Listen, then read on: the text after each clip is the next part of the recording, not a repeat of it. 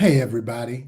Recently, there's been a lot of conversation about diversity, equity, and inclusion, about its usefulness, about whether or not we should even be engaging in the conversations around that precious sense of somebodyness.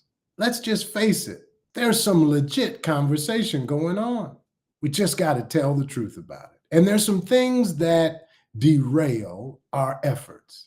Despite our hearts and minds wanting to do the right thing, we often find that our efforts get derailed.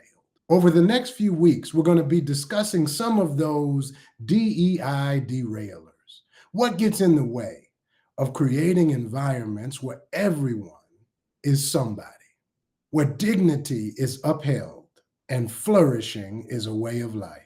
I want to talk about one of the derailers of diversity, equity, and inclusion efforts today, and that is disingenuous efforts. What happens when we're talking about it, but not being about it? Why is there a gap between what we intend and what we execute?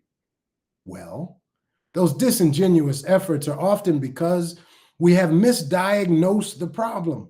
You see, these issues related to diversity and becoming a place where difference can live is all about changing systems.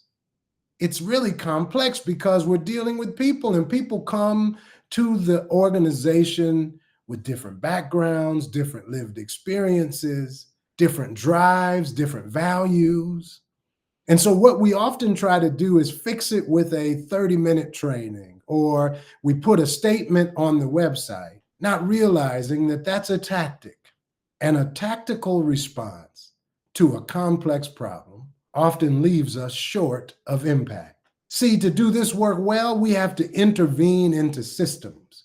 We have to address competing values and competing mindsets that might be in the way. We might have to change some policies. We might have to get into the DNA of our organizations. And that isn't a one-off kind of thing. It's not a one-time kind of strategy. It's about intervening. It's about discovery.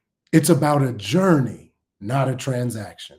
So in your efforts, has it been about slogans, websites, celebrations of holidays?